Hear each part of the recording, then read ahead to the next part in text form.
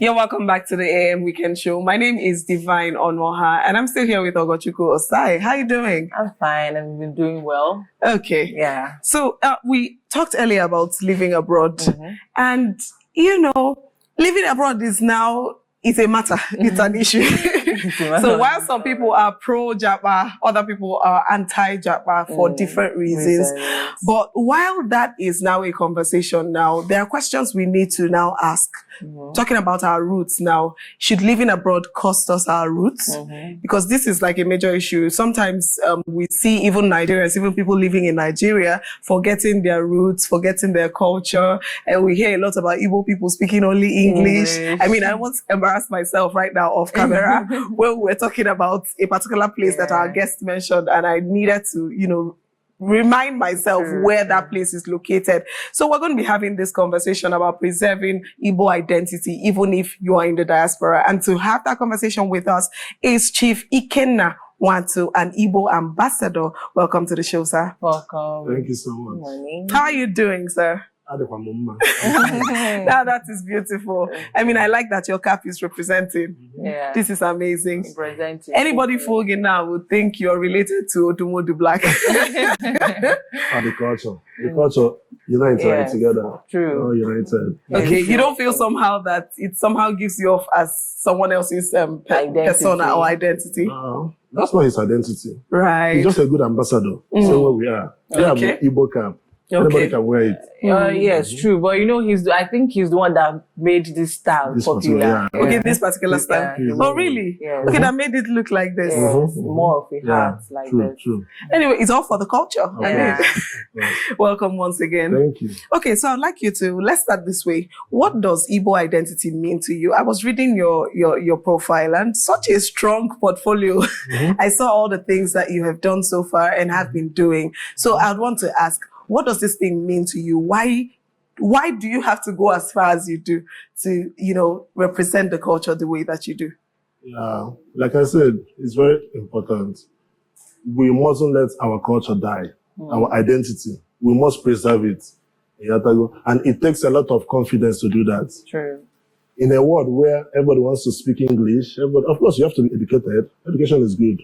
But as such, you still have to know how to speak your language. Igbo is our language. The first thing I speak is Igbo. Because I have a lot of Yoruba friends.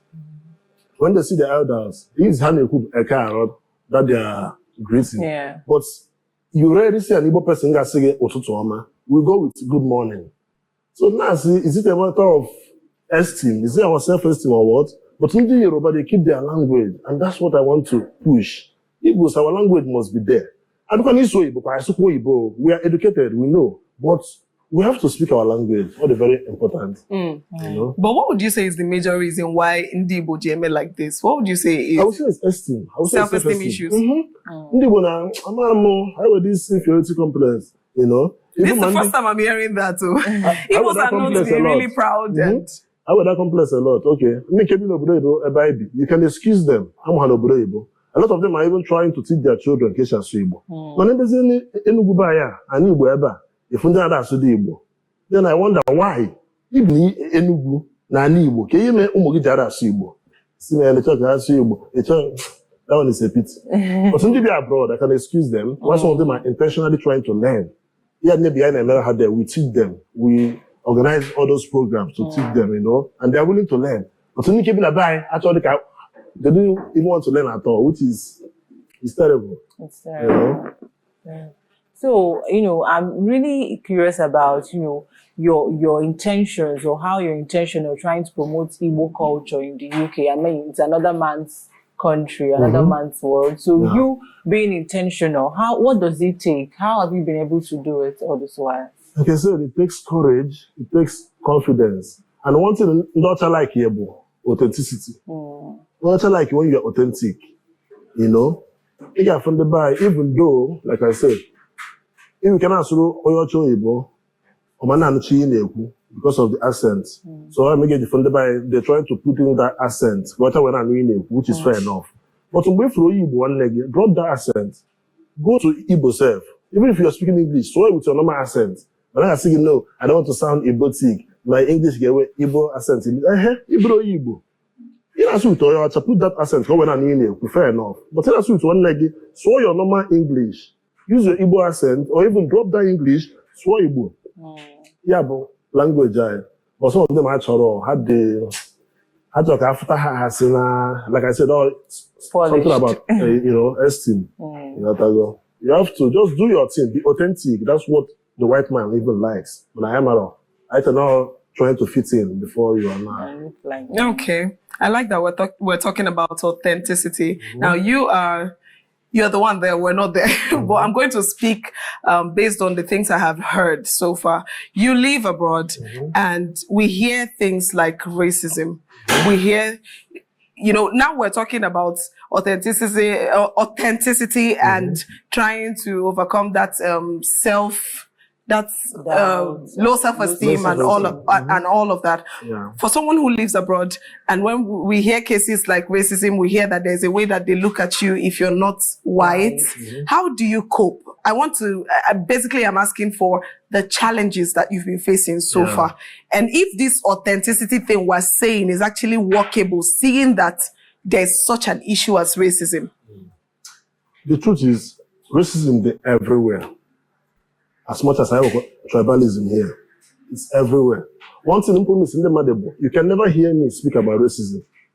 No.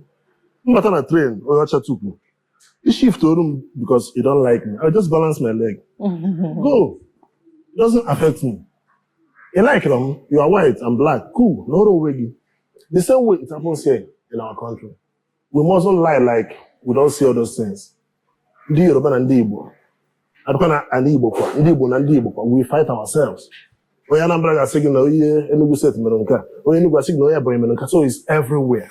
So we mustn't cry when here. That's why I will never cry about that. Unless it affects me direct, like in my job or anything. But not how that, to some extent, how at that level, like all of them are once you are doing well, just do your job. Yeah. You might be seeing that small racism here and there, but overlook it because it happens everywhere. Okay. Local government, Igbo Ambassador state, it happens everywhere. We mustn't lie, Wow. Okay.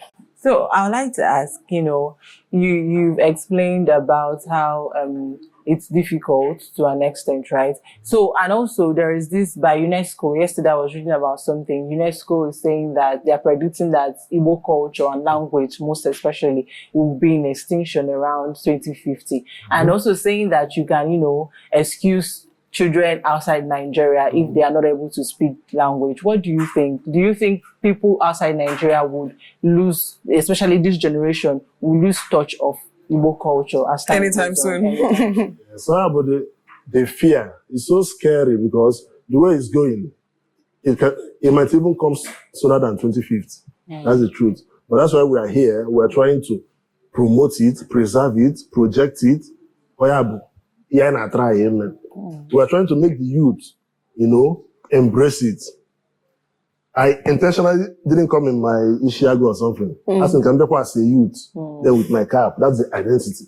Speak your language. You mustn't lose your, okay, if you want to dress Yopi as a youth, dress Yopi now, but still have that touch of your roots, So we are trying our best. In London, for instance, where we are, we are teaching the language, we are cooking the food. Like me, I sell Igbo food in London. I was coming to that. You're a chef. Yeah.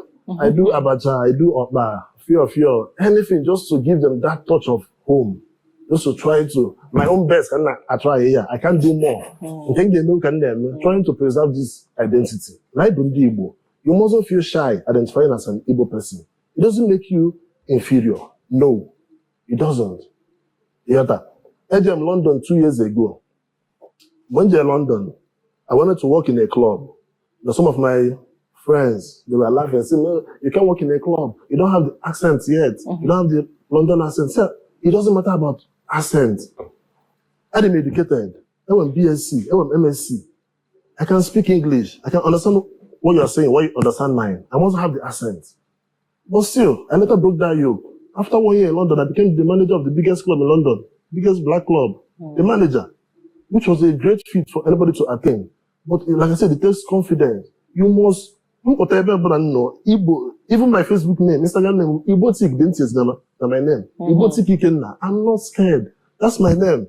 Identify me as such, So it takes confidence to do your thing. Be authentic, then you excel. Don't try and fit in. Don't do bandwagon. Never like a bandwagon. Come on, more than let me my thing. Okay, so I think we should let me digress a little bit. Let's talk about relationships. Now, we've seen cases where people are against other people marrying outside Igbo. I don't know if that helps Igbo in any way, but I'd like you to share with us. Especially, people are even against people marrying Nigerians that are non-Igbo. Then when you now talk about marrying someone abroad, now there's this mindset that Onye Nyocha has taken our son away and all of that, especially when you have a son abroad, you just feel like the person is gone and gone forever. So I'd like to know your thoughts on that. And also, if that is something you are considering, if you're not married yet. I'm not married yet. The truth is now, people were freedom of association, freedom of choice. That's what we have to let people have, freedom. But that's marrying outside your tribe can be difficult. It comes with its own challenges. It's not about being racist or tribalist. But to me personally, it's simpler when I marry somebody, especially the Igbo person, or carry easy. Because Mambia Nikita now Abia Moa Yoruba, Moa Nindi Yoruba, Moa Ofara now, So all the easier, from Aboroge, from your tribe, especially Igbo. Then Oporo village, I would then ask na Ibro Enugu State, Enugu State na Kizi. And this year, Anambra, Ego Moto, Egadro. So it's easier to just do it within, if you can. If you have that, like, how much you're going to get from there. But if not, I'd have found the Yoruba, steady. If you don't Yoruba, on the road, Igbo Chioma, and I found the Bonan it works, Marriage is a formula. But does it affect the culture? Does it affect Igbo? Does it affect this thing we're trying to preserve? And if it does, we might not be able to help it. Let Yoruba, you can't force them otherwise. Now, we're saying that Igbos must marry Igbo. It's we being tribalists. Okay. The same thing we're trying to talk against. So, I love people to have their freedom of choice, but still, to me, I just want to have my team with Ndị Igbo, All the easier. You can jam Ninda drum one time.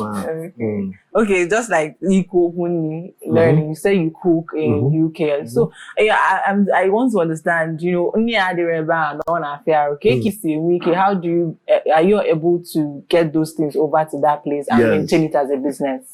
So I bring all the raw material from Enugu here direct. I bring my abacha, my flour, mano, and everything I will tell from here. Then also and every other thing is there. So all the very easy. In this age and time, it is easy to transport and cargo. So the people, the white people, the UK people, do they embrace this culture? Do they embrace how you want to stand out and project Igbo culture as well? Yes, the truth is now. Not I like Umu not like Umu arts, like all these our pictures and paintings. I like it, like they said, they came here, they stole it back then. So when they see us doing our thing in our uniform, in our attire, I like, hey, what's this? I like it, choir. Even my near, but they even try it. Some of them are trying it. Oh, what's this? Is it fish? Is this? I like it. But me, I don't care about them. Some people are endorsed before. No. So my Igbo community. That's why I make sure that abacha, okpa, and I draw there and bring it to you. And most of them embrace it. They like it, They've missed it a lot. So I don't care about Ndocha. I can't believe Igbo.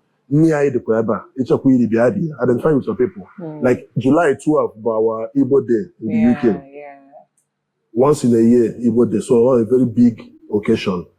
All over UK, from Scotland, Wales, So London, July 12th, a very big occasion, once in a year. So then, urban Abia, masquerade, Abia, everything, So we're just trying to preserve our own community. We don't care about Ndocha. Just do our thing, have our food, make sure that Homo and outside must never go into extinction. Okay. Now, talking about our children now, people tend to believe that children that are raised abroad are more wayward, are more disrespectful, are more, more morally decadent or decayed, when compared to people in Nigeria. But here in Nigeria, we're still complaining about corruption. We're still complaining about social media and a whole lot of menace, drug abuse and all of that. So I'd like you to compare and contrast which is worse or which is better and why. Thank God you're living there, so you can use yourself as an example. So you're compared. The truth is, anything where advantage or disadvantage. Or whatever, for instance, they don't encourage beating a child or spanking a child to correct them. Which I have been Igbo, I'm what I have for the advantage that's in for I then. But then they will tell you that it causes a child to feel abused, mentally and everything, which have for their own arguments in that instance. So the thing about that, the only thing is now, Hannah the blunt. You may not know, they will tell you, they don't care about the age. But when they buy, I know that's respect for age. And I've got an elder, everything, which to some extent is the Kwamma. So, but the truth of that, like I said, more be abroad. My intention, but no one. Small abroad. That's my own personal intention. I don't take small. I gotta go secondary school in Nigeria. After then, I need to try abroad. So that two culture will help them balance and it's one abroad full time. It's one full time here. Almost here, So, but to me, I would want to balance it. It's 2 hours more there because 2 hours more here. Then full time. Interesting. So are you pro Japa or anti Japa? What would be your advice to the youth, especially seeing how Nigeria is right now? The truth of the Bible. So if you have the means to Japa, please do. But my own advice, before you Japa, make sure there be an aga. Some people they may not want desperate worker. You made that desperate worker, you got powerful. You might even return back.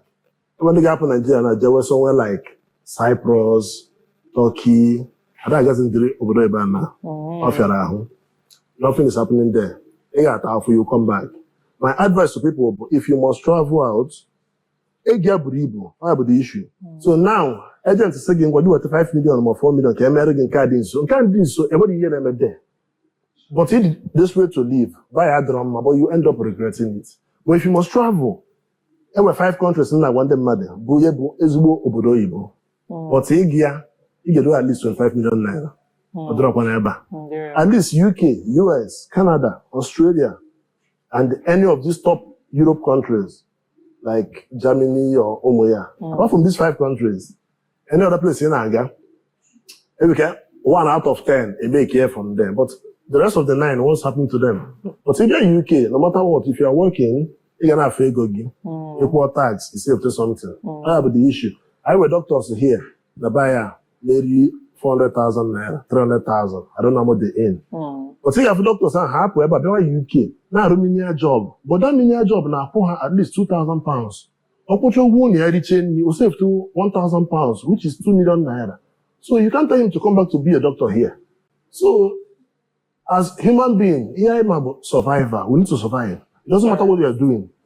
Now, I'm a doctor, I'm not surviving. But you cannot say, I'm surviving, making money, building house. Exactly what we talked about earlier. It's better for me to be there. I'm making money. I'm living in a good society. Not like here, a herdsman can even buy you anytime. But if you go to shop security, to some extent. If you shop medicals, NHS, all this kind of thing. So you cannot compare. That's why people are living. Some people are not actually Apple, but because you check how much edge Apple. They don't have it. Okay, so I think because I have a lot to ask, but unfortunately we're running out of time. But let's just talk about this now. What is your take about people who, first of all, do you intend coming back to Nigeria at any point? When Nigeria gets better, yes. Whoa. That is a very, very clear, very terrible response because we don't know when Nigeria is going to get better. Our weather, our food, them. But for now, the only thing we can be doing is come back for holidays, stay 1 month, 2 months, go back. Because the reason I'm asking is, a few weeks ago, we saw that story, that Ifunanya story on TikTok. I don't know if you came across it.